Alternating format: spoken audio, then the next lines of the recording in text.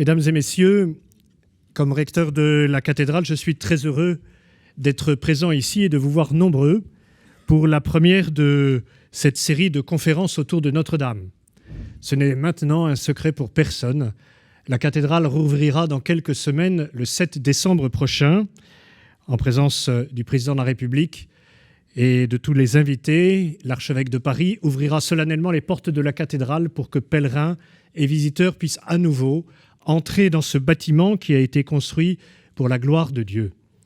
Cette série de conférences est utile parce qu'elle nous permet et nous permettra de découvrir cette cathédrale non pas simplement sous un angle émotionnel, mais aussi dans son histoire, dans son aménagement, dans son rayonnement, comme ce lieu si important pour notre culture, mais aussi pour notre patrimoine spirituel, pour notre vie chrétienne.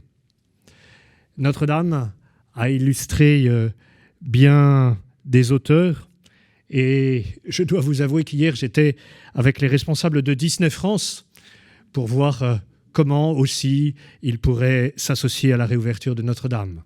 C'est tout dire si ce sujet est important. C'est avec grande joie que je suis ici pour inaugurer ce cycle, mais aussi parce qu'il me revient la plus belle des missions, celle de remercier ceux qui ont permis que ces conférences aient lieu. Je tiens à remercier tout d'abord la Fondation Notre-Dame qui permet que ces conférences existent, mais aussi tous les donateurs qui sont présents ici et qui, par leurs dons réguliers et généreux, ont permis l'aménagement intérieur de la cathédrale et tant pour celle-ci. Je remercie le Collège des Bernardins qui nous accueille, mais aussi la Fondation des Bernardins qui, par son rayonnement culturel, a aussi un rôle important pour la cathédrale. Merci à Connaissance des Arts qui nous aide beaucoup grâce à tout ce qu'ils mettent en place pour la réouverture de la cathédrale. C'est un appui précieux, un outil fort pour le rayonnement de ce bâtiment et de ce lieu de culte. Mais je voudrais remercier d'une manière tout particulière le professeur Jean-Michel Legnaud, qui va animer ces différentes conférences. Jean-Michel Legnaud, vous le savez tous, est l'ancien directeur de l'École des Chartes, aujourd'hui président de la Société des Amis de Notre-Dame de Paris. Et à ce titre, vous me permettrez, monsieur le professeur Serge Jean-Michel, de dire que vous êtes un ami personnel. Comment peut-on ne pas être amis ensemble ? Merci de tout ce que la société a fait et fait. Vous le savez, je souhaite que les relations entre votre société et cette cathédrale, qui est le bien commun de l'humanité, soient forts et soient beaux pour son rayonnement. Un grand merci à Mathieu Lours, historien, qui tiendra cette première conférence et que le professeur Legnaud présidera dans quelques instants. Je voudrais aussi remercier toutes les équipes de la cathédrale qui travaillent jour et nuit pour sa réouverture, tout spécialement Sybille Bellamy-Brown, qui est responsable de la gestion des publics avec son équipe.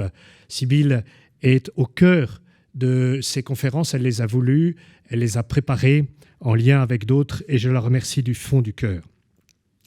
Notre-Dame, sujet immense. Notre-Dame qui est celle que l'on peut reconnaître lorsqu'on en dit simplement le nom sans avoir même besoin d'ajouter qu'elle est de Paris. Mais si c'est Notre-Dame, c'est peut-être aussi parce que c'est Notre-Dame du monde. Et c'est ce que Mathieu Lours, aujourd'hui, va nous présenter. C'est ce qui nous permettra certainement de nous émerveiller jusqu'au jour, dans quelques jours, où nous pourrons rentrer dans la cathédrale. Merci de votre présence et de votre attention.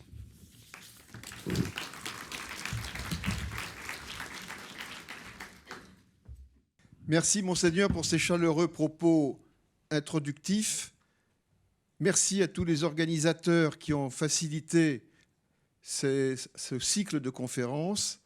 Merci à toutes celles et ceux qui m'ont fait confiance en me demandant d'assurer la coordination de l'un à l'autre. J'y suis très sensible. Ça me fait à la fois beaucoup plaisir et je me sens en même temps très inquiet de savoir si je serai à la hauteur de la situation. On a toujours un peu le trac dans ce genre de circonstances, bien sûr. Il n'y a pas que Sarah Bernard à la voir. Je viens ici un peu comme président de la Société des Amis de Notre-Dame de Paris, dont Olivier Ribadeau-Dumas vient de parler. J'en dirai juste deux mots. Elle a été créée pendant l'entre-deux-guerres. avec comme dessein de constituer un musée autour de l'histoire de Notre-Dame de Paris. À cette fin, elle a rassemblé des collections significatives. Elle les a présentées pendant de nombreuses années, rue du Cloître Notre-Dame.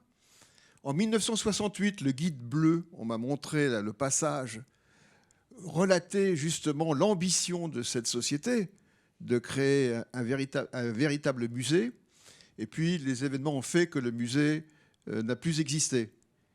Et on en reparle à nouveau. Et nous sommes également sur le front pour faire en sorte que ce musée se réalise un jour dans les meilleures conditions. Et puis, deuxième chose que je voudrais dire à propos de la société, c'est que nous avons été les premiers en 2019, après l'incendie, 6 jours après l'incendie, à demander par la Voix du Figaro que la cathédrale soit restaurée dans son état originel. Vous savez qu'à l'époque, tout le monde discutait dans tous les sens et, sous couleur de modernité et éventuellement de profit sous-jacent, imaginait qu'on pouvait la reconstruire autrement. Nous sommes contents, en tout cas pour notre part, de constater que les choix qui ont été faits vont largement dans notre sens. Voici pour la société. Maintenant, pour votre réflexion, je voudrais lire une citation avec laquelle je ne suis pas d'accord, vous non plus sans doute, mais c'est avec les opinions auxquelles on est plus ou moins opposé qu'on s'entend, avec lesquelles on s'entend le mieux dans le fond, puisqu'on peut discuter. C'est une citation d'Ernst Junger. Elle date de 1939, du 30 avril 1939. Je pense que la date n'est pas indifférente. Les cathédrales, alors il y a des phrases sans verbe. Les cathédrales, considérées comme des fossiles, ensevelies dans nos villes comme sous des sédiments tardifs. Mais nous sommes fort loin de déduire de ces proportions la vitalité qui se conjuguait avec elles et qui les a formées. Ce qui a vécu sous leurs coquilles multicolores, ce qui les a créées est plus loin de nous que les ammonites de la période crétacée. Et nous avons moins de peine à restituer l'image d'un saurien d'après l'un de ses os trouvés dans une carrière schisteuse. On pourrait dire également que les hommes d'aujourd'hui regardent ces œuvres comme un sourd, voit les formes de violon ou de trompette. Eh bien justement, là, cette citation nous prend en plein. Nous ne sommes pas des sourds. En tout cas, nous faisons en sorte de ne pas l'être et nous essayons de comprendre la réalité actuelle et pas seulement la réalité passée de la cathédrale. Tel est l'objectif de ce cycle de conférences qui rassemblera autant des points de vue d'histoire que des points de vue d'utilisation liturgique, que le point de vue du restaurateur, le bilan sur les travaux qui auront été faits. Et il était logique et légitime que cette réflexion et ces informations soient rassemblées ici, au Bernardin, dans un lieu qui se trouve sous l'égide du diocèse, parce que, dans le fond, il n'y a aucune raison de laisser le propos à ceux qui prétendent pouvoir rester sourds. Alors, je voudrais dire 2 mots maintenant sur ce que va dire Mathieu Lours. Mais auparavant, il faut que je dise 2 mots de Mathieu Lours, que vous connaissez sans doute et que je connais depuis plus longtemps que vous. Il est agrégé d'histoire, il est professeur au lycée de Janson de Sailly, il y enseigne l'histoire de l'art dans une excellente préparation, j'ai pu m'en rendre compte, puisque nous avions reçu à l'école des Chartes, sous la bannière Histoire de l'art, des candidates qui venaient de Janson de Sailly et qui maintenant ont fait depuis une très belle carrière. Et surtout, je dirais qu'il est l'auteur d'une thèse de doctorat, j'étais dans le jury, remarquable, qui prenait à rebrousse-poil toute une historiographie. Son objectif était d'étudier les travaux dans les cathédrales à l'époque moderne, en France, c'est-à-dire après le Concile de Trente et sous l'empire du pouvoir royal qui venait installer la modernité dans les cathédrales, via les évêques au choix desquels il contribuait beaucoup plus impérativement qu'avant. Et jusqu'à présent, l'historiographie, celle de Louis Réau, dans un livre extrêmement notoire, Les monuments détruits de l'art français, mais connu davantage sous un autre titre, Histoire du vandalisme, Louis Réau, classant les différentes sortes de vandalisme, avait consacré une partie importante de son livre, peut-être la plus grosse, au vandalisme ecclésiastique. Et le vandalisme ecclésiastique, c'était précisément la modernisation des chœurs médiévaux à l'époque moderne. Et c'est cette question que Mathieu Lours a étudiée de front, en l'abordant à nouveau frais, avec des sources nouvelles et avec une problématique nouvelle, et non plus d'un point de vue négatif, comme l'avait fait Réau, mais d'un point de vue compréhensif et presque allié.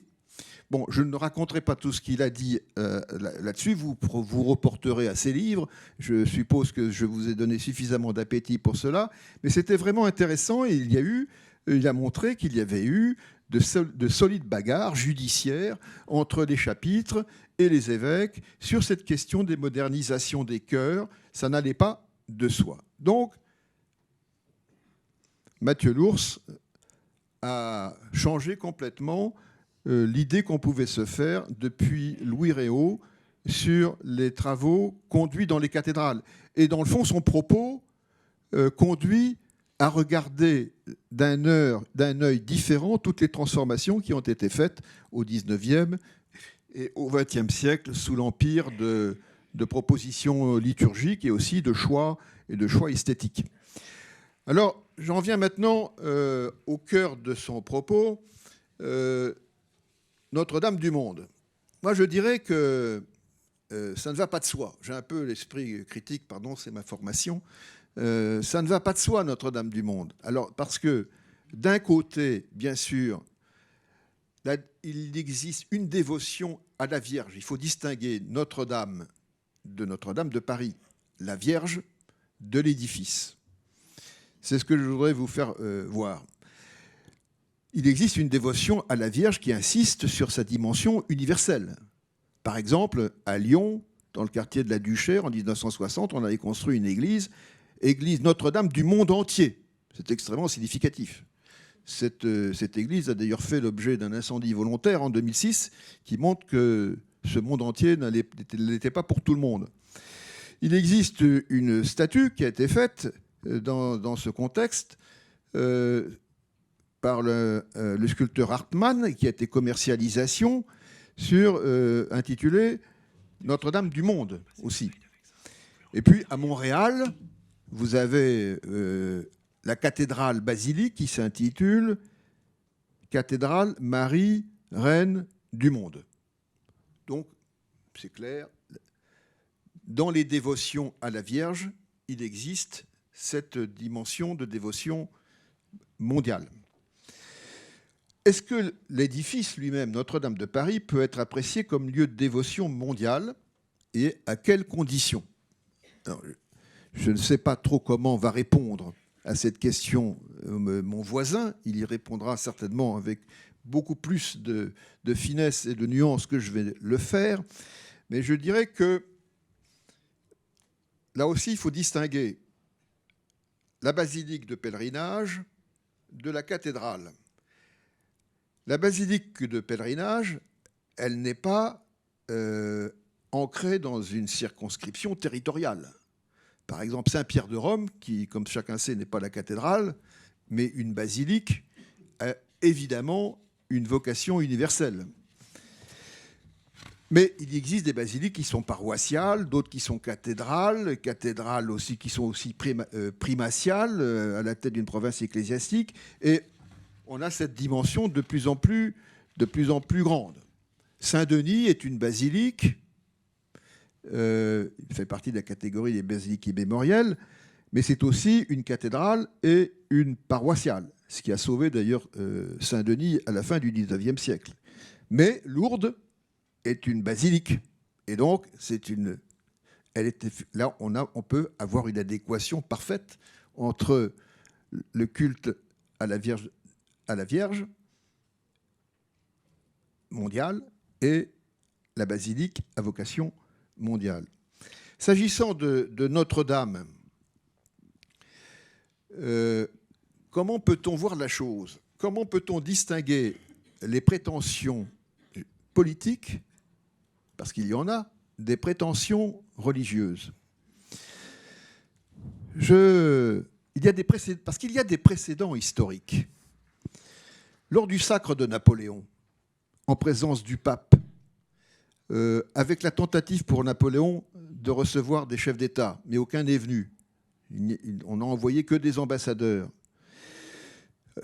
Napoléon voulait faire de Notre-Dame une Notre-Dame du monde, évidemment, mais une Notre-Dame politique, comme étant la capitale de l'Empire, comme étant la cathédrale de l'Empire. Sous Napoléon III, on retrouve un peu la même chose. Lorsque Napoléon III veut séduire les légitimistes, alors qu'il les contrarie par sa politique vis-à-vis des États pontificaux, il invente ce que l'on a appelé le néogallicanisme, et le néogallicanisme tient à faire de Paris la nouvelle Rome. Donc c'est très clair, il s'agit à nouveau de faire de Paris le diocèse du monde. On voit que les objectifs politiques et religieux s'interpénètrent et que l'objectif politique instrumentalise ou cherche à instrumentaliser le religieux.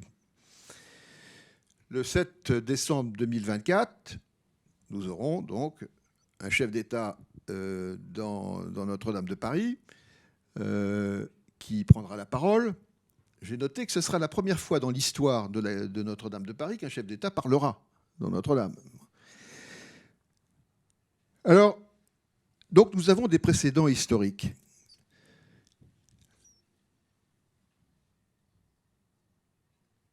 Notre-Dame, c'est d'abord l'église des Parisiens, des habitants de l'archidiocèse, qui correspond grosso modo à la région Île-de-France, mais elle est aussi le monument le plus visité d'Europe et le plus visité du monde.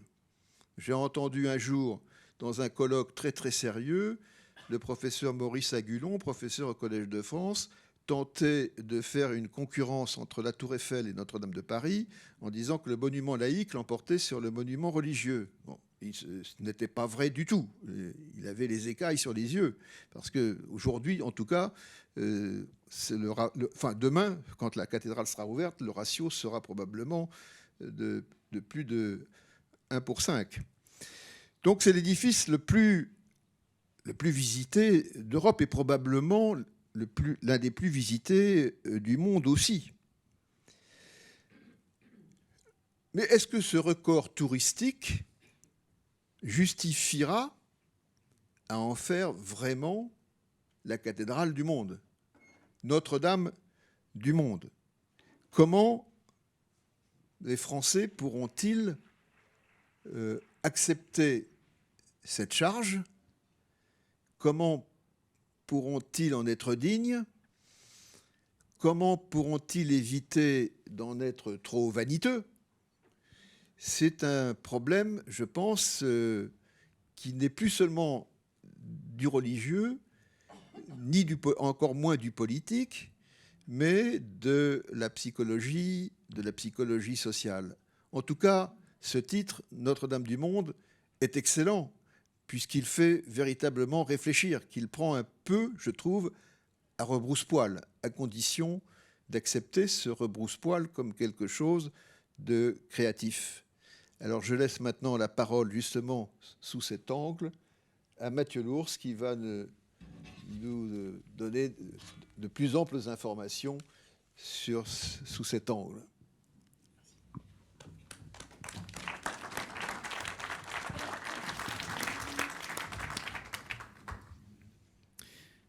Monseigneur, cher Jean-Michel Legnaud, merci d'avoir rappelé ces moments il y a déjà 18 ans de la soutenance de thèse dans la salle Louis Liard de la Sorbonne, où nous étions réunis pour parler de cathédrales autrement.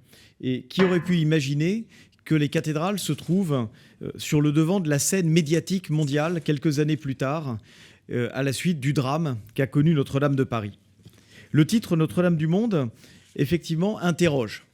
Pourquoi Notre-Dame est-elle la cathédrale la plus connue dans le monde? Pourquoi l'image, quand on tape cathédrale sur Google, c'est celle de Notre-Dame qui arrive, et pas seulement depuis l'incendie? Et pourtant, comme l'a rappelé Jean-Michel Legnaud, Notre-Dame, elle est née comme église diocésaine, comme église urbaine, diocésaine, comme basilique métropolitaine de l'archidiocèse de Paris, qui est une création tardive, 1622, puis comme église nationale grâce à l'action des rois de France, mais en concurrence et en complémentarité avec Saint-Denis et avec Reims. C'est finalement seulement avec Napoléon qu'elle règne seule sur un royaume élargi aux dimensions d'un empire. Et elle devient mondiale, essentiellement au XIXe siècle, à cause de cette dimension culturelle. C'est la seule cathédrale qui soit l'objet d'un titre de roman, qui devienne une sorte de personnage d'un roman romantique, et avec lui, tous les produits dérivés, pour utiliser cette horrible expression. Et puis, à nouveau, Notre-Dame se mondialise par l'émotion causée par l'incendie. Et plutôt que de vous dérouler les fils chronologiques qui, de l'Antiquité à nos jours, en ont fait cet objet étrange où se multiplient les échelles d'affection et de connaissance, j'aimerais partir de ce qu'on a vu le jour de l'incendie. Le jour de l'incendie, en effet, Notre-Dame a été au centre d'une communion absolument incroyable, fondée sur le principe de la sidération. Cet incendie a sidéré la planète entière, comme avant lui des événements dramatiques comme le 11 septembre et la chute des 2 tours jumelles de New York, heureusement sans victimes à Notre-Dame de Paris. Mais l'émotion, elle était là. Et il est rare qu'un historien dise « je », mais je souhaitais ouvrir cette conférence par ce que j'ai vu le jour de l'incendie et quelques jours plus tard. Parce que ce qu'il y a eu dans notre regard ce jour-là nous explique pourquoi on a partagé quelque chose à l'échelle mondiale. D'abord parce que le drame fascine.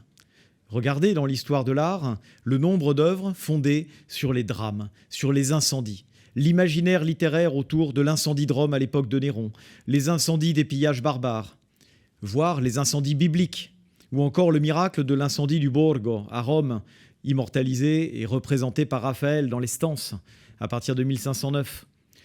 Tout cela mettait en cause l'idée de la beauté. Le canon de la beauté, comme l'expliquait Panofsky, impliquait le beau, le bien, le vrai dans la perspective néoplatonicienne de la Renaissance. Mais que faisait-on de ces œuvres qui, au contraire, dérangeaient et représentaient des drames? Que faisait-on de la transposition esthétique du drame? Michel-Ange a répondu par la terribilità, la terribilité qu'il assume. Et au XVIIIe siècle arrive la notion de sublime. Avec Kant, avec Burke, on a cette idée que quelque chose peut nous fasciner, même s'il est capable de nous détruire. Et c'est là l'esthétique romantique. Et c'est peut-être ça qu'on a touché le jour où Notre-Dame a brûlé. Voilà une photo que j'ai prise à gauche depuis l'île Saint-Louis le 15 avril 2019, autour de 18h30, 19h.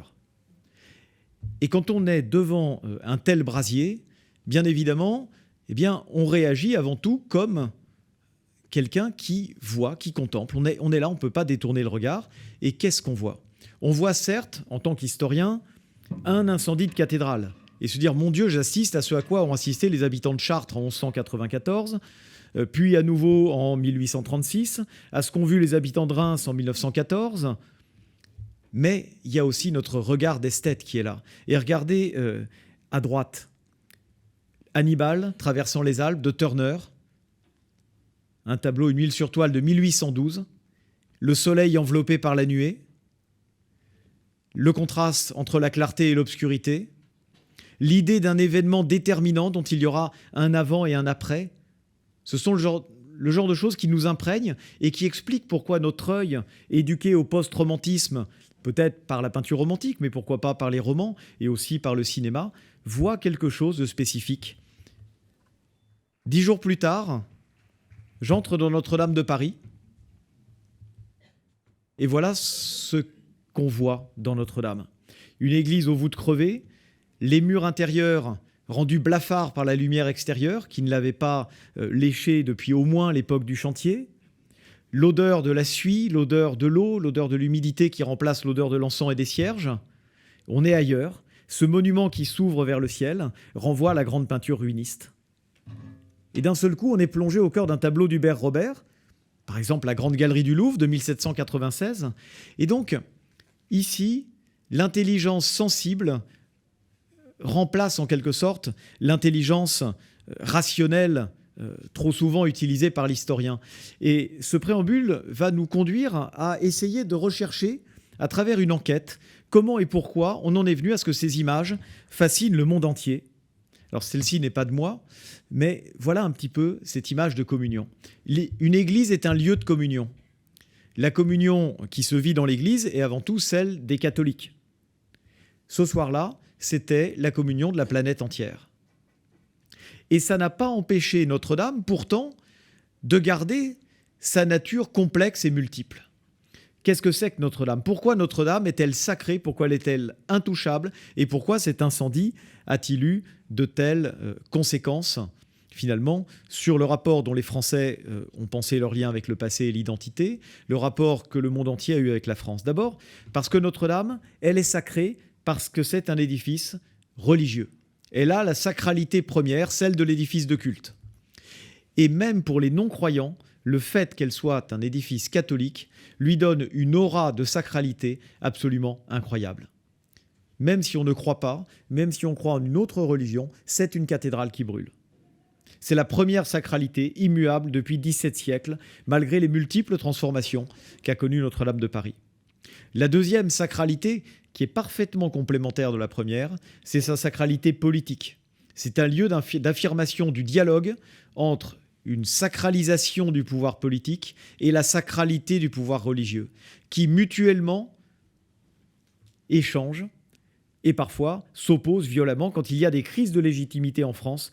Notre-Dame de Paris s'est trouvée au cœur de ces crises de légitimité. La guerre de 100 ans, les guerres de religion, la Révolution, voire le régime de Vichy et la France résistante, se sont opposés à Notre-Dame de Paris. Et à chaque fois, elle a été un des lieux qui a aidé à surmonter les contradictions et à garder à la France la pérennité de son rapport au pouvoir.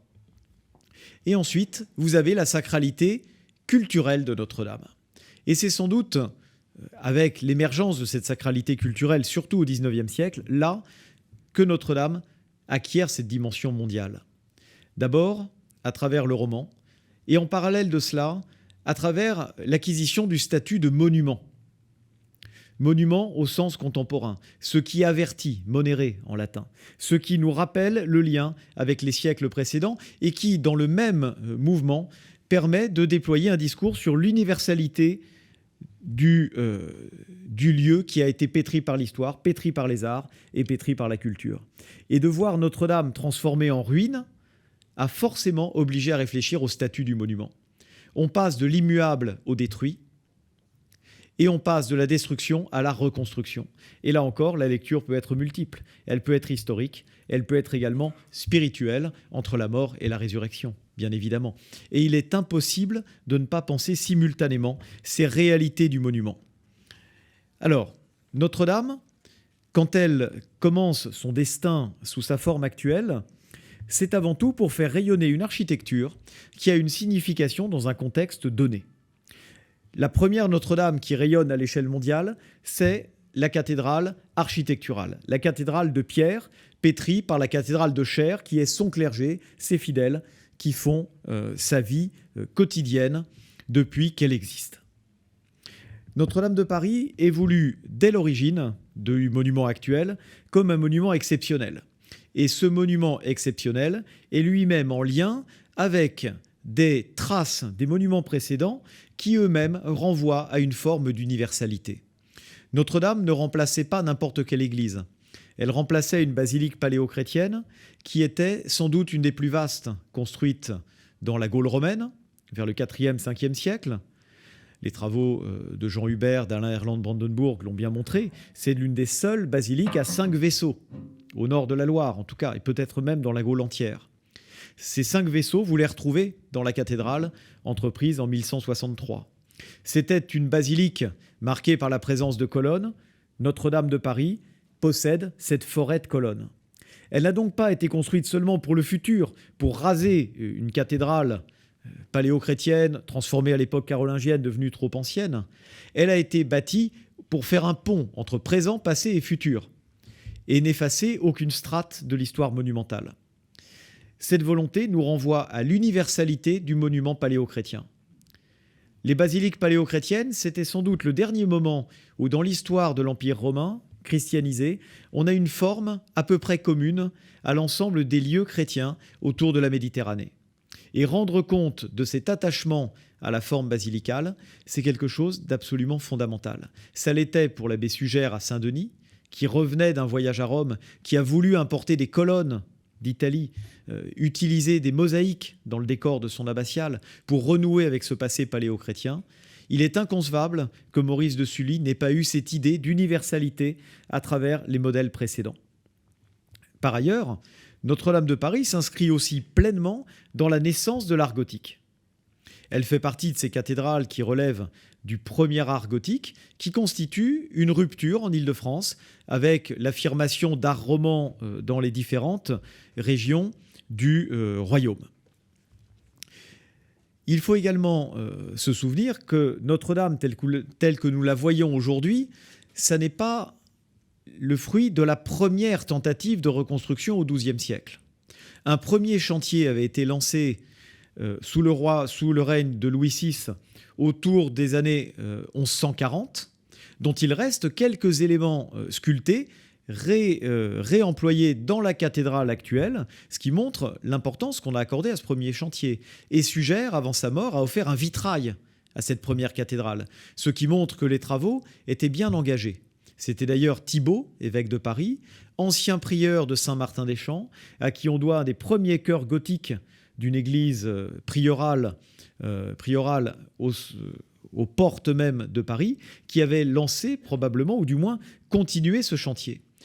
Donc Maurice de Sully ne part pas de rien quand il décide de construire ce que vous voyez ici, le plan de ce qui doit être la plus vaste cathédrale jamais bâtie en France, avec 122 mètres de long, à peu près une quarantaine de mètres de large, et à peu près une trentaine de mètres sous voûte. Notre-Dame de Paris, avec ses 5 vaisseaux, c'est le plus gros chantier de cathédrale jamais entrepris en France. Il a été ensuite battu, avec Bourges qui en 1195 égale le nombre de vaisseaux, avec Reims, Amiens qui la dépasse en longueur et en superficie. Également en hauteur, elle est dépassée par Chartres dès le projet de 1194 avec ses 38 mètres. Mais elle est, au moment où elle est entreprise, la plus grande. Parce que là aussi, c'est un message au monde.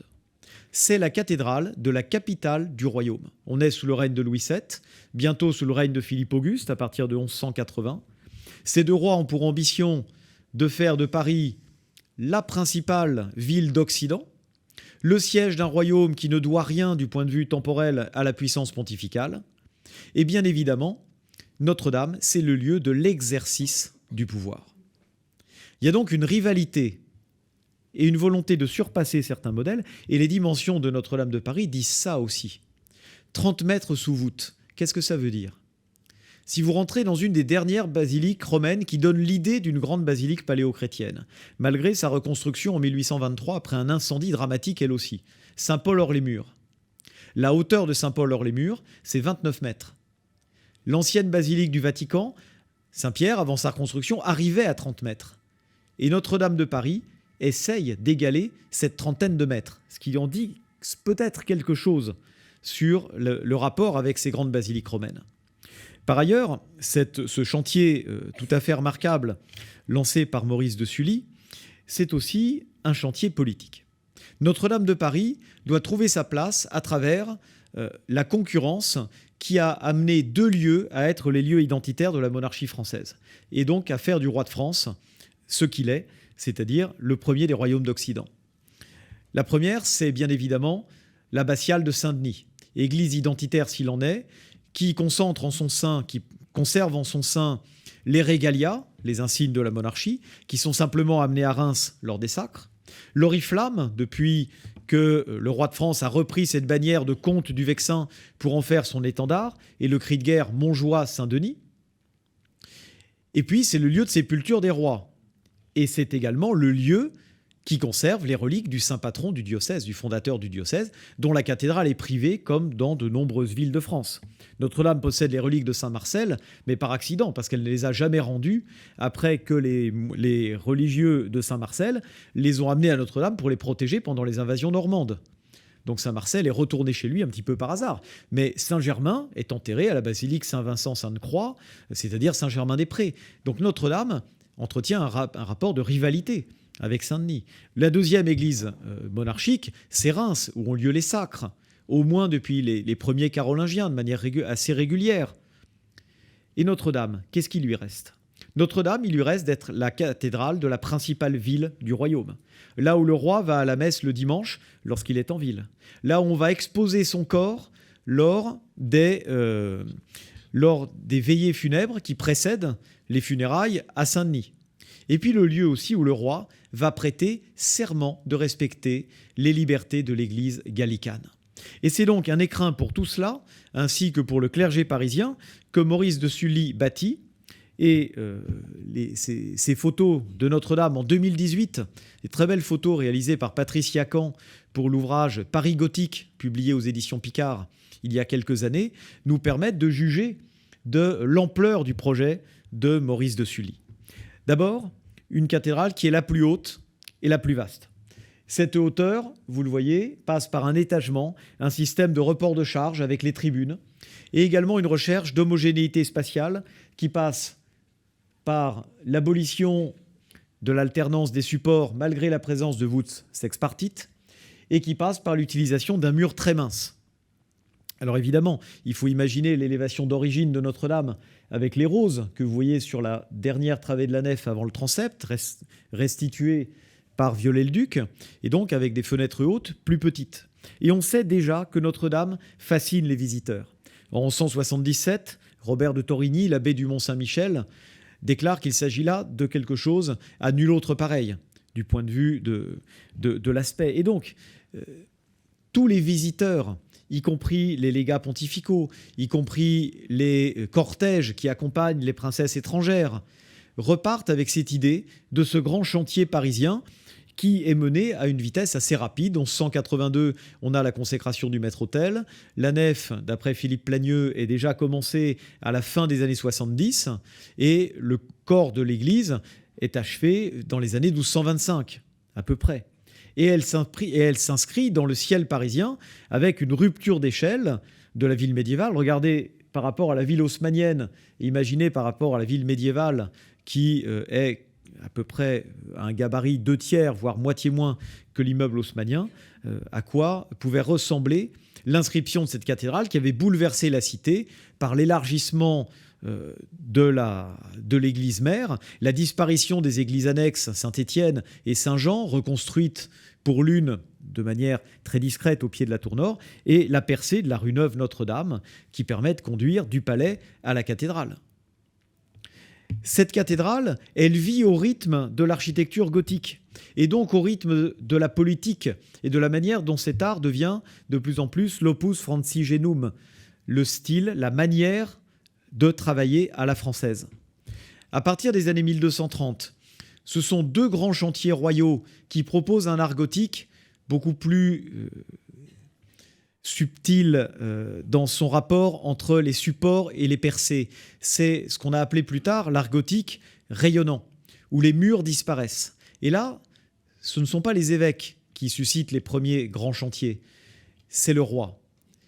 La reconstruction de la nef et du transept de la basilique de Saint-Denis, sous le règne de Saint-Louis essentiellement, la construction de la Sainte-Chapelle à partir de 1238 dans le palais de la Cité, avec des maîtres d'œuvre dont les noms sont restés célèbres, comme Pierre de Montreuil, comme Jean de Chelles par exemple, avec l'affirmation du rôle de l'artiste dans cette affaire, et puis de l'entrepreneur en maçonnerie. Et la rivalité, évidemment, tourne à la défaveur de Notre-Dame. Puisqu'à Saint-Denis, on a ces roses de 11 mètres de diamètre, cette légèreté, eh bien Notre-Dame de Paris, dans les années 1230 jusqu'au milieu du XIVe siècle, est profondément transformée. D'abord élargie par la création d'un cortège de chapelles assez bien documenté, je vous passe le phasage de l'opération, et puis surtout la réalisation pour les croisillons du transept de deux cages de verre signé pour le croisillon sud par Jean de Chelles, dont on accepte qu'il inscrive, enfin du moins l'évêque fait inscrire le nom de Jean de Chelles après sa mort au pied du croisillon. Et vous avez ces roses records, 13,50 m de diamètre, Saint-Denis est dépassé, et la réalisation de ces murs résilles un petit peu partout. C'est aussi le moment où dans le ciel, Notre-Dame devient incontestablement l'église la plus haute de Paris, avec la flèche, la première, construite à la croisée du transept, dans ces années-là. Notre-Dame, ainsi redécorée, devient pour l'essentiel le monument que nous connaissons aujourd'hui, qui unit à la fois la sobriété et les principes de construction du premier art gothique, et puis le décor du gothique rayonnant. Et Viollet-le-Duc a su parfaitement saisir la signification de cet accroissement du sens du décor à Notre-Dame sur le temps long qu'avaient déjà intégré les maîtres du XIVe siècle. Donc Notre-Dame, incontestablement, du point de vue architectural, a été pensée pour être un édifice qui doit avoir un rayonnement et qui est propre à trouver sa place dans cette nouvelle géopolitique artistique de la chrétienté d'Occident lorsqu'elle atteint son apogée au XIIIe siècle. Et elle devient, à ce titre, un lieu d'expression des rapports entre le pouvoir laïque le pouvoir temporel, excusez-moi, j'anticipais sur 1905, et le pouvoir ecclésiastique, le pouvoir religieux. Les deux glaives en Occident.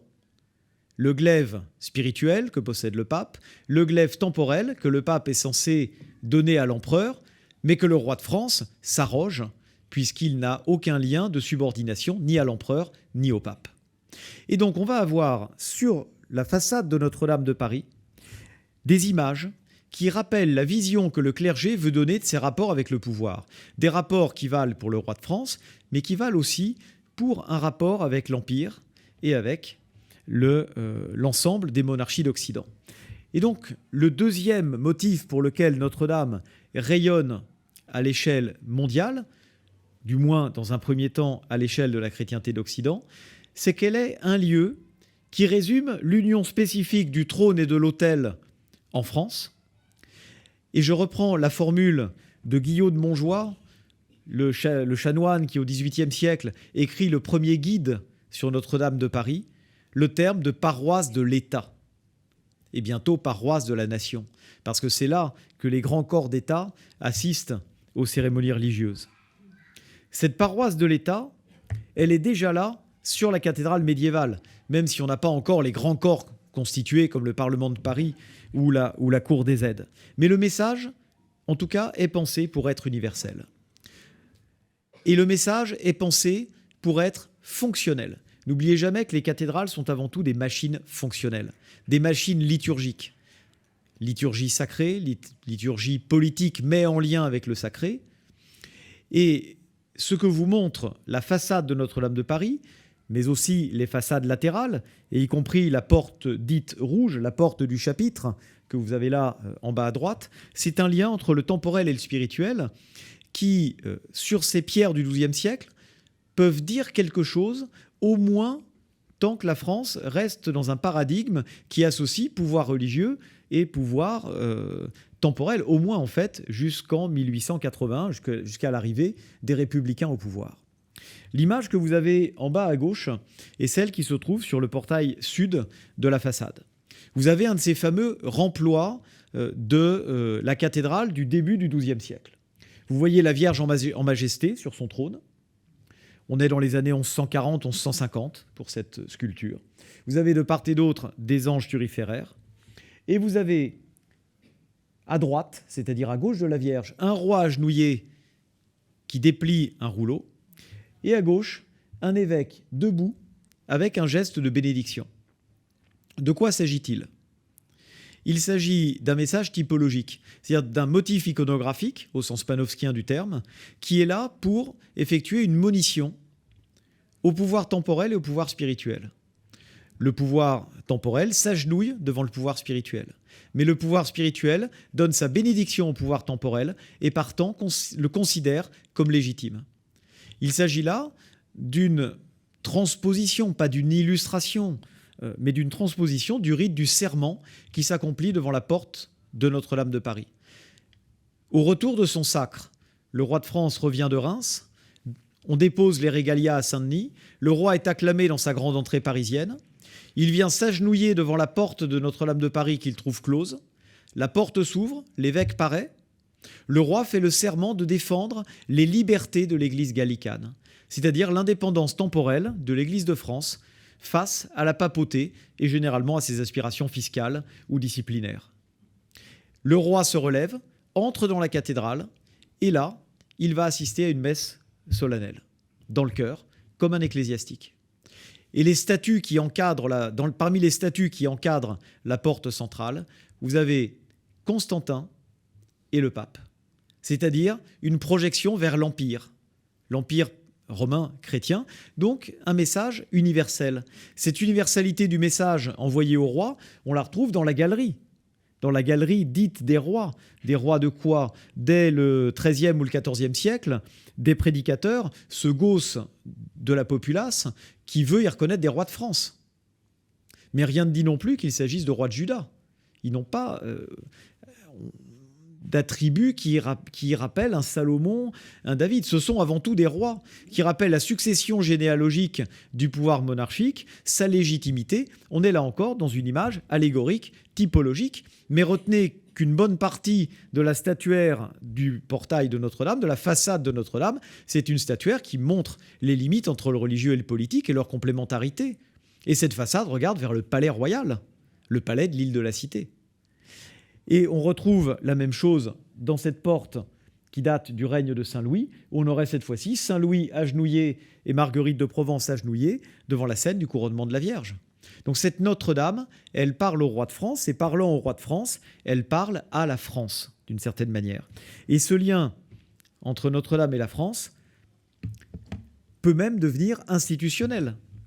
1302, les assemblées de Notre-Dame, où le roi Philippe le Bel, Philippe IV, veut défendre les libertés de l'Église gallicane face aux appétits pontificaux, encore une fois. Il va donc réunir pour la première fois des délégués des 3 ordres du royaume, noblesse, clergé et tiers état. Alors, ce n'est pas encore les états généraux, ni d'un point de vue protocolaire, on n'est pas dans les institutions de la France d'Ancien Régime, mais il s'agit bien de cela. Pourquoi dans Notre-Dame? Alors d'abord, parce que Notre-Dame était un lieu où des réunions de ce type avaient eu lieu, des conciles s'étaient réunis à Notre-Dame sur la croisade en 1198, sur l'annulation du mariage de Philippe Auguste avec la malheureuse Ingeburge du Danemark en 1196, et en 1226 et 1229 pour lutter contre les Albigeois, pour légitimer la croisade contre les Albigeois. Et vous voyez que la portée d'ailleurs de ces décisions est universelle, elle n'est pas seulement liée au royaume de France. Donc, choisir Notre-Dame comme lieu, alors, on n'a aucune représentation, on n'a aucun cérémonial de ce qui s'est passé à Notre-Dame. Vous êtes là dans l'imaginaire du 19e siècle. Et on a placé le trône de Philippe le Bel à l'emplacement où se plaçait l'autel provisoire lors des grandes cérémonies de la monarchie de Juillet et de la Restauration. Donc c'est vraiment là une réflexion sur quel est l'endroit le plus visible dans la cathédrale. Une réflexion qui, de Louis XIV à nos jours, conduit à placer l'autel là où il est depuis le Concile Vatican II, d'ailleurs. Donc, vous avez cette image qui représente cette naissance politique de la représentativité, pour la première fois, de cette idée de représentativité des ordres du royaume. Ce n'est pas dans la grande chambre du Parlement que ça se passe à Notre-Dame de Paris, la première fois que le roi écoute la représentativité nationale. Ou plutôt demande le consentement de la représentativité nationale. Nous ne sommes pas en Angleterre, Dieu merci.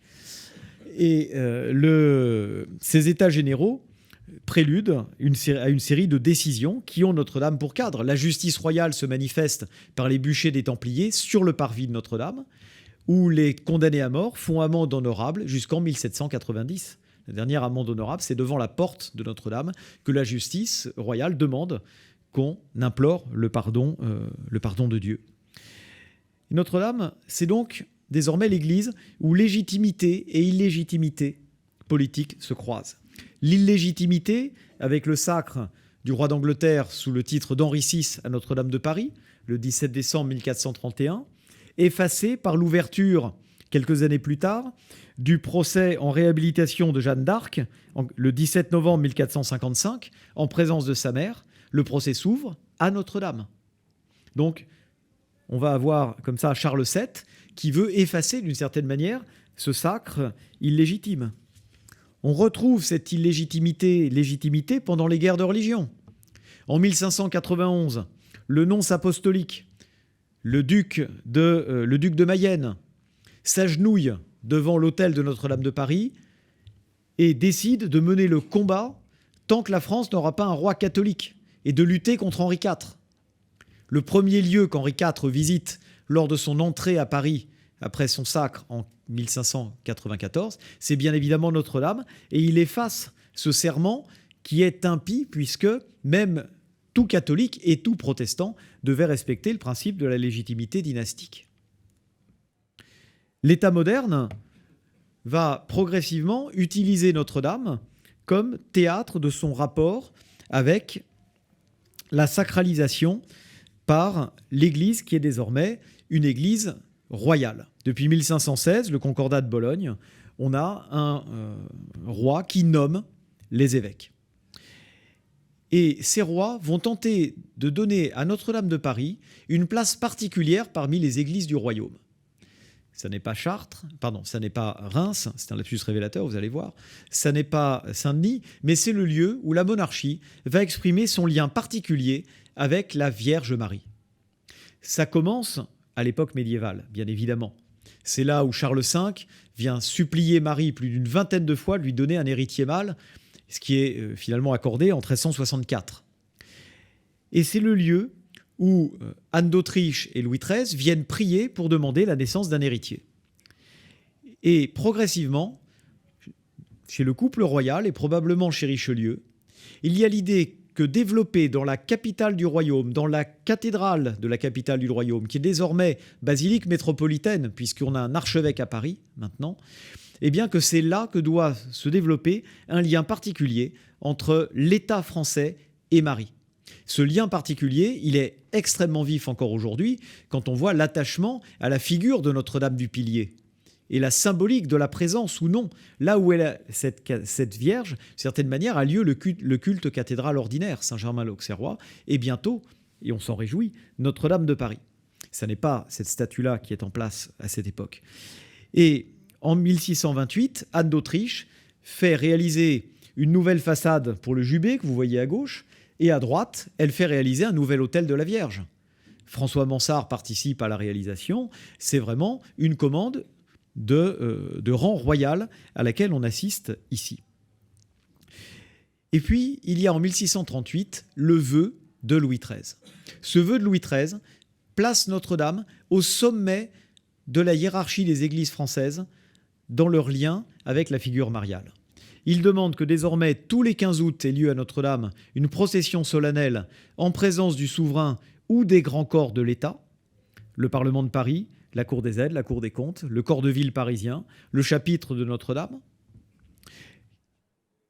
qu'après l'office de la Vierge, donc la procession suive un parcours qui entoure la cathédrale, et il demande que désormais, dans toutes les cathédrales de France, il y ait un autel dédié à la Vierge, et que dans toutes les paroisses et dans toutes les cathédrales de France ait lieu une cérémonie sur le modèle des rites de Notre-Dame de Paris. Que je sache, c'est la première fois qu'on a en France un rite uniformisé dans l'ensemble des églises du royaume.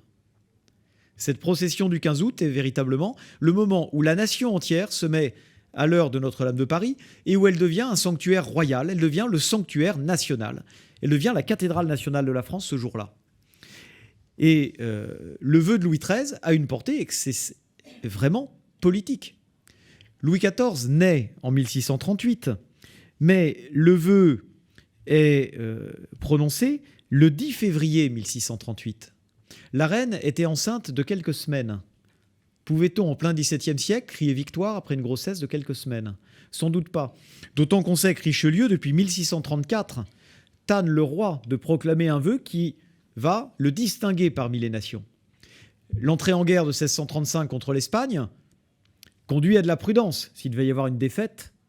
Mais en 1638, les armées françaises sont victorieuses et Richelieu incite le roi à proclamer à ce moment-là. Et la naissance de l'héritier apparaît comme une grâce rendue à la suite du vœu, ce qui est bien plus efficace pour le rayonnement du roi de France. Et Louis XIII s'engage à ce moment-là à renouveler le maître-autel de la cathédrale, mais ça n'est finalement pas ça qu'il fait.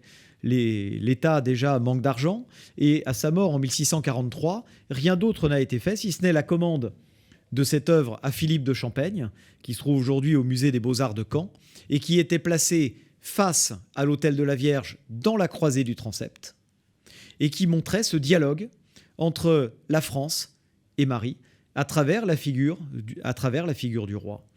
Et ce lieu, cette croisée du transept, elle devient, encore plus qu'elle ne l'était, le lieu de la dévotion mariale par excellence au sein de Notre-Dame.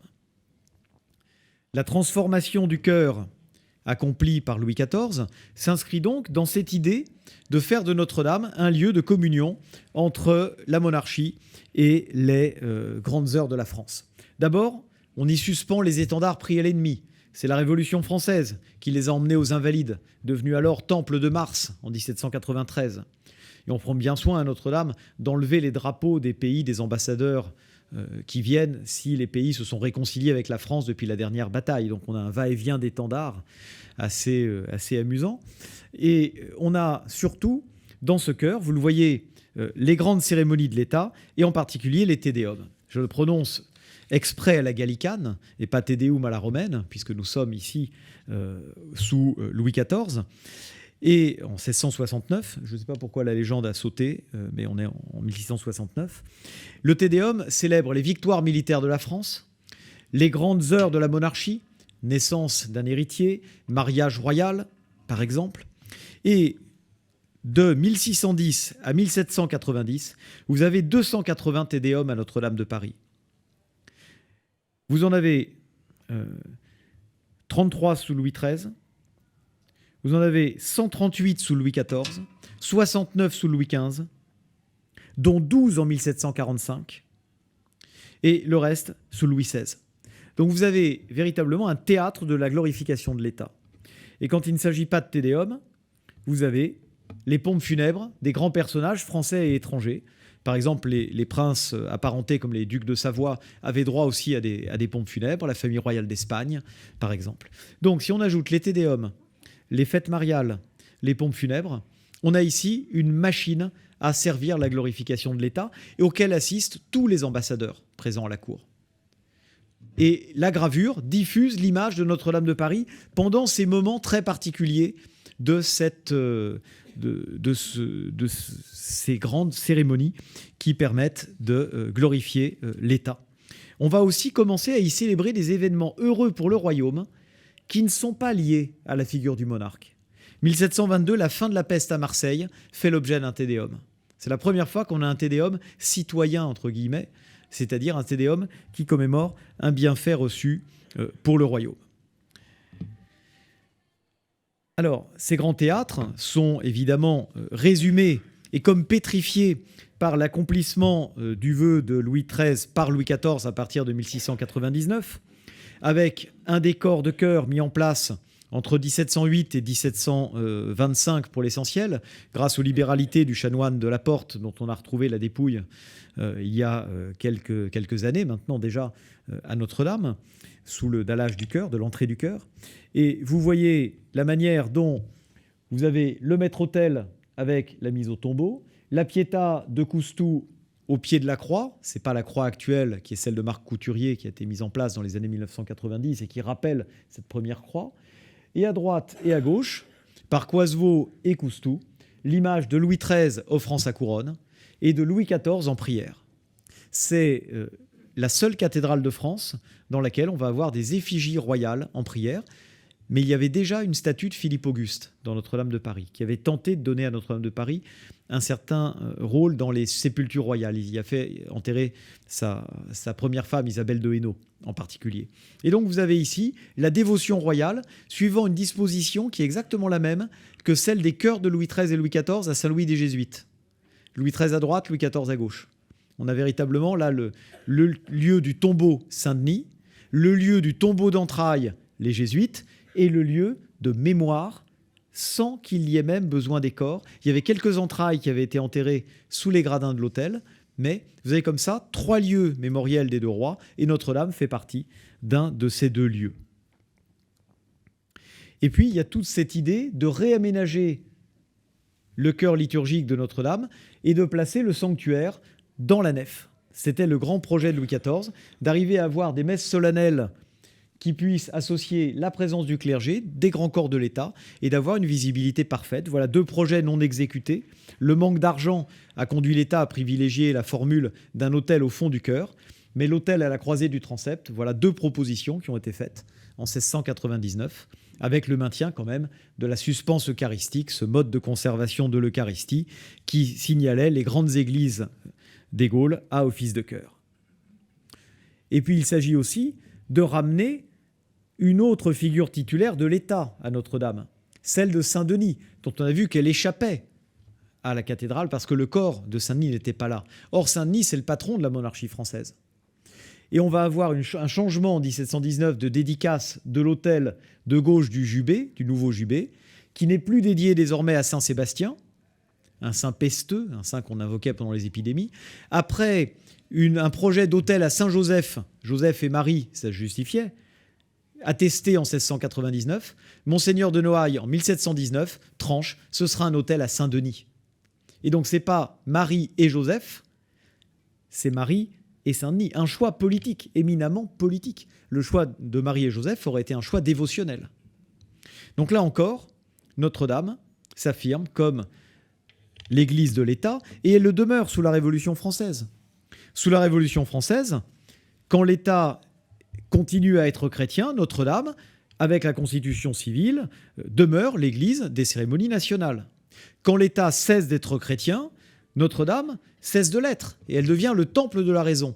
Mais son destin est celui d'avoir pour culte le culte qui est célébré par l'État. Elle devient le temple de l'être suprême, et il est étonnant que l'État n'ait pas voulu déménager, se trouver un autre temple. C'est la paroisse de la nation, même si la nation n'a plus de paroisse parce qu'elle n'est plus chrétienne, l'État demeure à Notre-Dame. Et c'est la signification de la synthèse napoléonienne, 1801, le rétablissement du culte, et la double cérémonie du couronnement de Napoléon. Le couronnement dans le chœur en présence du pape et le serment civique dans la nef. D'un côté, la Notre-Dame, cathédrale catholique, de l'autre côté, la Notre-Dame, propriété de l'État.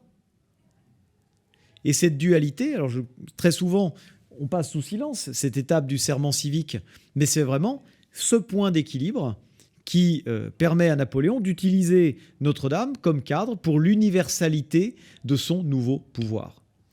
Et cela le demeure, y compris dans les grands moments du XIXe siècle. Chaque dynastie s'approprie Notre-Dame pour des tédéums, désormais aussi pour des événements privés, baptême du comte de Paris, mariage impérial avec Napoléon III, tédéum pour la prise de Sébastopol, et puis lieu d'allégorie du nouveau pouvoir impérial. Ce baptême du prince impérial de Thomas Couture, pour inachevé qu'il soit, demeure un tableau assez incroyable sur la mystique autour du monument historique, autour de ce lieu où vous voyez la cour de Napoléon III, les mânes de Napoléon Ier qui apparaissent auréolés de gloire. Et je crois qu'on peut reprendre ici une belle formule de Jean-Michel Legnaud, qui est Notre-Dame de Paris, c'est les pénates de la France. C'est vraiment ça qui apparaît, y compris lorsque l'État divorce, d'abord pas à l'amiable, entre 1905 et 1924, avec le Saint-Siège. Et vous avez Notre-Dame au Tédéum de 1918, à laquelle ni Clémenceau ni Foch n'ont voulu assister. Vous avez Notre-Dame en 1944, qui voit se frotter les deux mémoires. Le maréchal Pétain qui s'y rend le 26 avril, quand les Allemands l'autorisent à aller à Paris pour essayer de galvaniser les Français contre les libérateurs. Et pour éviter que Notre-Dame de Paris ne bascule dans la mémoire vichiste, le général de Gaulle vient effacer, un peu comme on avait Henri IV et les ligueurs, et réconcilier Notre-Dame avec le pouvoir légitime dans le Magnificat du 26 août. On ne chante pas de Tédéum avant la victoire. La victoire, c'est le serment de Coufras, c'est la libération de Strasbourg. Et le Tédéum, il a lieu le 9 mai 1945 à Notre-Dame de Paris. Et puis, on retrouve évidemment le lien avec l'Église catholique, les visites pontificales à Notre-Dame et les visites présidentielles, y compris après les drames, et puis pour les obsèques des présidents de confession catholique, Georges Pompidou,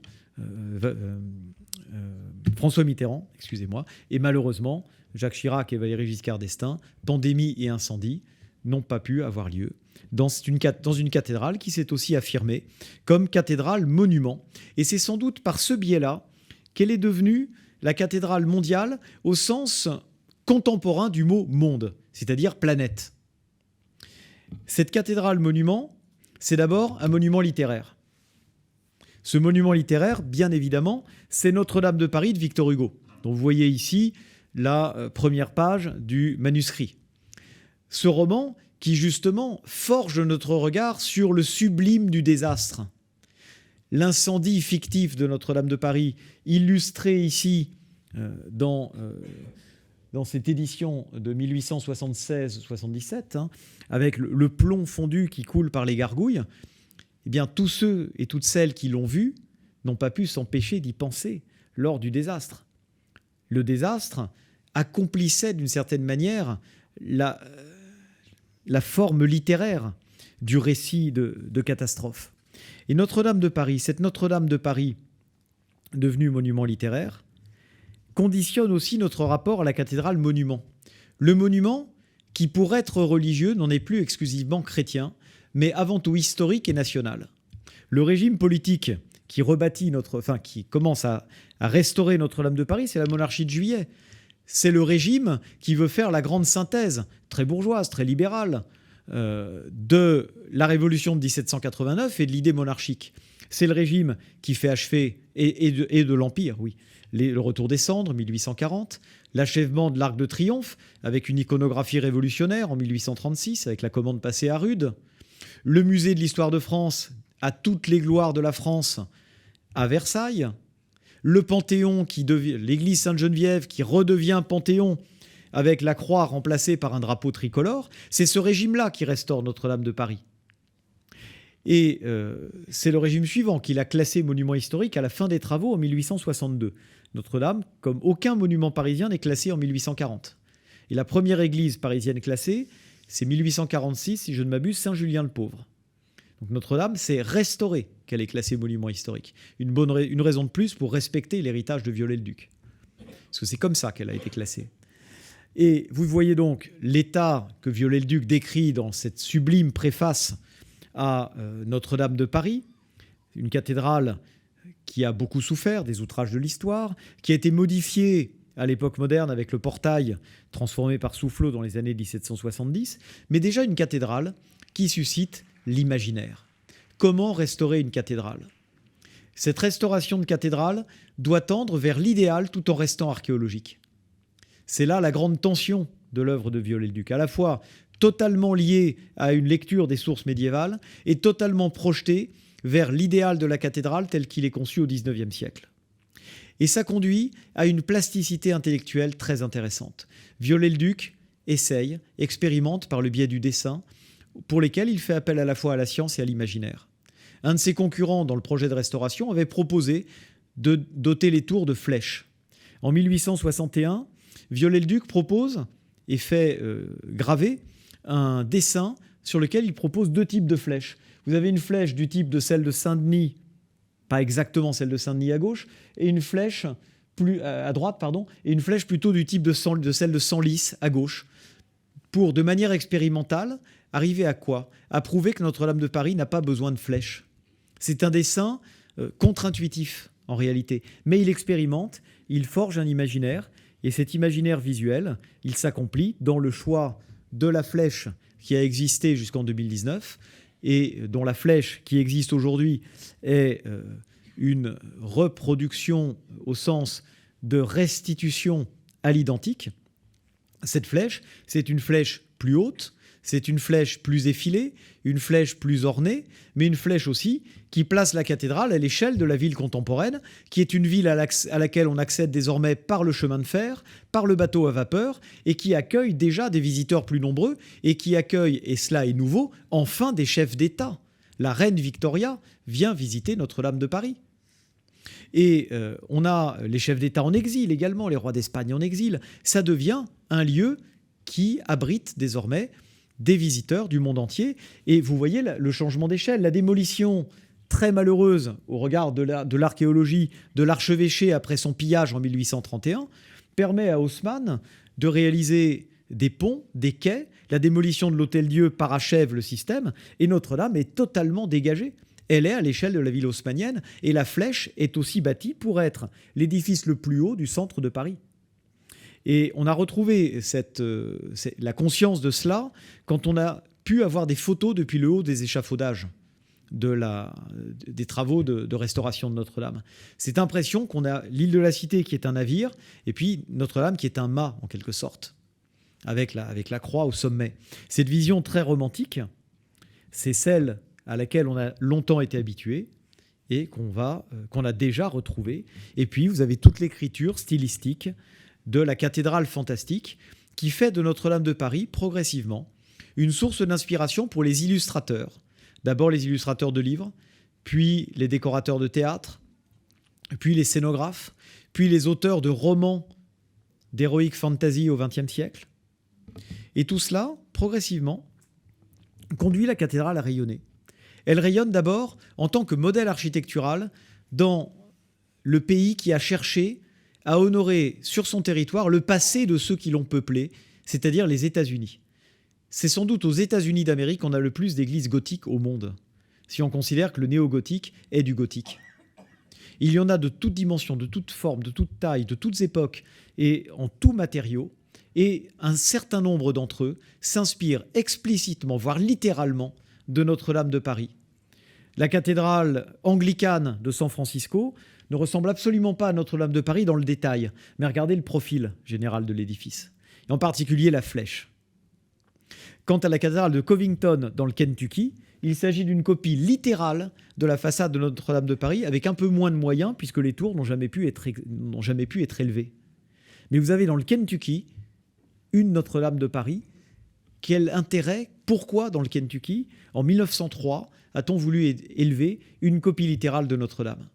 Sans doute parce que déjà, du point de vue mondial, le gothique disait quelque chose du Moyen-Âge, du rapport à la chrétienté, qu'elle soit catholique ou anglicane d'ailleurs, et puis parce que quand on pensait cathédrale, on pensait déjà Notre-Dame, d'une certaine manière. Et l'imagerie populaire perpétue ce lien entre Notre-Dame de Paris et la cathédrale imaginaire. La cathédrale de Walt Disney et la cathédrale du jeu vidéo Assassin's Creed, que vous voyez en haut. On est là en 1482, c'est Esmeralda Quasimodo. On est ici en 1789. Dans ces deux imageries populaires, ce que vous voyez, c'est la cathédrale de Viollet-le-Duc, avec la flèche de Viollet-le-Duc, et pas avec la flèche des années 1230, démolie pendant la Révolution française. C'est-à-dire que notre cathédrale, Notre-Dame actuelle, sert à la réécriture d'un passé et sert à l'imaginaire. Et on atteint donc le statut d'icône pour cet édifice. Et l'icône, c'est ce qui se diffuse aujourd'hui, d'abord dans la presse, puis à travers la photographie, puis de manière instantanée à travers les réseaux sociaux.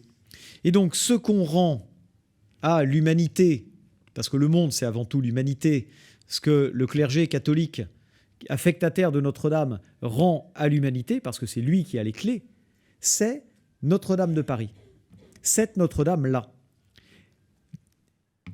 Et ça implique, évidemment, une relecture de ce qui s'est passé en cette fin de printemps et en ce début d'été 2019, lorsque le Premier ministre Édouard Philippe, le 17 avril, propose l'idée d'une touche contemporaine, d'une reconstruction contemporaine de Notre-Dame. Et cette perspective d'un geste contemporain, qui a finalement été accompli par le clergé catholique avec l'autel, le reliquaire et le nouveau mobilier commandé à des artistes contemporains, aurait pu être accompli aussi du point de vue architectural. Alors, ce qui est intéressant, c'est pas tant la polémique qui a eu lieu et qui, fort heureusement, s'est soldée par la voie de la raison, par la continuité et par le respect de la législation du patrimoine, avec la reconstruction du monument à l'identique. voire à l'authentique avec des choix qui sont prodigieux, comme notamment le double travail des bois de charpente entre le 19e et le 12e. Les prochaines conférences vous permettront, je pense, d'en juger. Mais vous avez ici une sorte de querelle des anciens et des modernes, pourquoi pas, un retournement de situation, un twist, comme on dit dans les bons scénarios, où vous avez les anciens qui finalement agissent comme à l'époque contemporaine, restaurés à l'identique, et les modernes qui réagissent comme au Moyen-Âge. Quand une partie d'église est détruite, on la reconstruit en style contemporain. Au Moyen-Âge, on ne se pose pas la question. Donc avait-on un Premier ministre médiéval et une commission nationale du patrimoine et de l'architecture contemporaine? Peut-être. Ce qui est intéressant, c'est de voir qu'avant même que le concours soit ouvert, les plus grands noms de l'architecture contemporaine et les moins grands se sont précipités pour travailler sur leur vision rêvée de Notre-Dame de Paris. Et rien que cela aurait peut-être mérité qu'on puisse centraliser ces dessins, les publier, les utiliser et voir comment, en l'espace d'un instant, le monde de la grande architecture contemporaine a regardé Paris et la perspective de bâtir une cathédrale au XXIe siècle. Ça peut peut-être donner des idées à certains diocèses qui sont en train de bâtir des cathédrales dans le monde.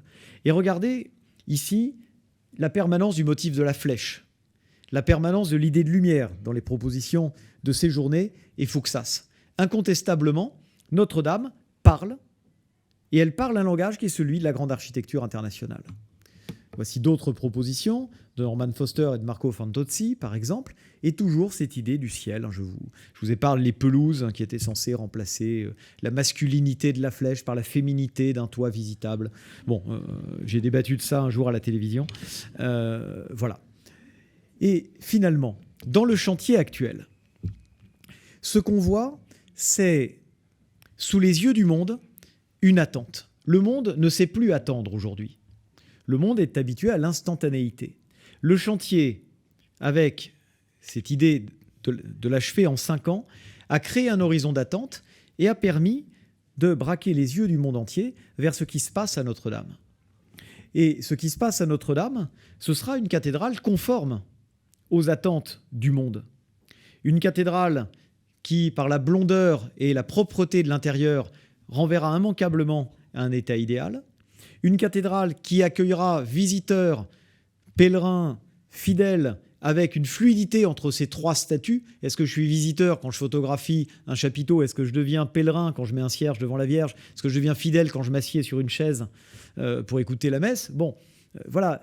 Et le nouvel aménagement permettra enfin d'avoir davantage de réflexion, parce qu'on se met à réfléchir quand on se place dans la perspective ou dans une autre. Et puis, l'art contemporain, à travers la commande du mobilier liturgique, est présent, prégnant, dans cette cathédrale renouvelée. Et donc, dans ce qu'on voit aujourd'hui et dans ce qu'on verra demain, excusez-moi d'utiliser encore une photo de 2018 pour montrer ce que le monde entier attend désormais avec une grande impatience, eh bien c'est cela. Une cathédrale qui reste un lieu de culte catholique, une cathédrale qui encore dit quelque chose de son lien à l'État, et les cérémonies liées à la réouverture diront encore cela.